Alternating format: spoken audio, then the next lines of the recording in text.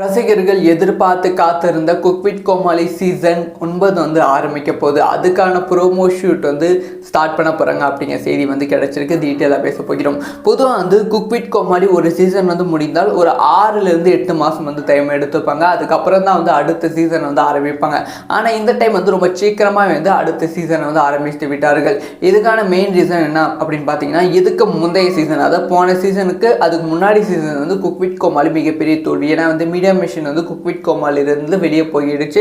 அதனால வந்து cook with கோமாளியில் பெருசாக ஃபன் இல்லாமல் ஒரு பெரிய ஷோ, ஒரு ஃப்ளாப்பான ஷோவாக தான் இருந்தது. குக் வித் கோமாளி மட்டும் இல்லாமல் விஜய் டிவியோட பிக் பாஸ் ஷோவும் வந்து ரொம்ப ஃப்ளாப்பான ஷோவாக தான் இருந்தது.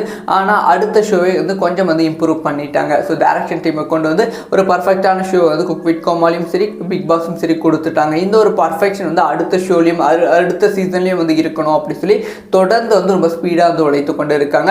ஸோ சீசன் 9 வந்து இப்போ ரொம்ப ஸ்பீடாக வந்து ஸ்டார்ட் பண்ண போகிறாங்க. எஸ் வந்து ஏப்ரல் 14 அஃபிஷியலாக குக் வித் கோமாளி சீசன் 9ஓட வந்து அஃபிஷியல் ப்ரோமோ வந்து ரிலீஸ் பண்ண விஜய் டிவி வந்து பிளான் பண்ணிட்டு இருக்கு அப்படிங்கிற செய்தி வந்து கிடைச்சிருக்கு. இதுக்கான ஷூட்டும் வந்து ஸ்டார்ட் பண்ண போகிறாங்க அப்படிங்கிற அப்டேட்டும் கிடைச்சிருக்கு.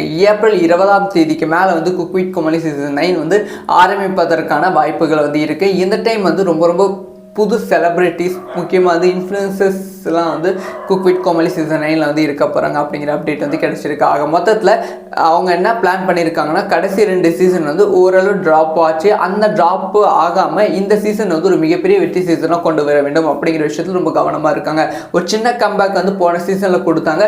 இந்த சீசன் வந்து ஒரு பெரிய கம்பேக் கொடுத்து ஒரு பெரிய டிஆர்பி இன்க்ரீஸ் பண்ணுவதற்கான வாய்ப்புகள் இருக்குது. இந்த டிஆர்பி, இந்த ஷோவோட இந்த சீசனோட டிஆர்பி எப்படி இன்க்ரீஸ் ஆகுதுன்னு பார்த்து தான் இதை மோட்டிவேட்டாக எடுத்து தான் வந்து பிக் பாஸ் அடுத்த சீசனும் வந்து போவாங்க.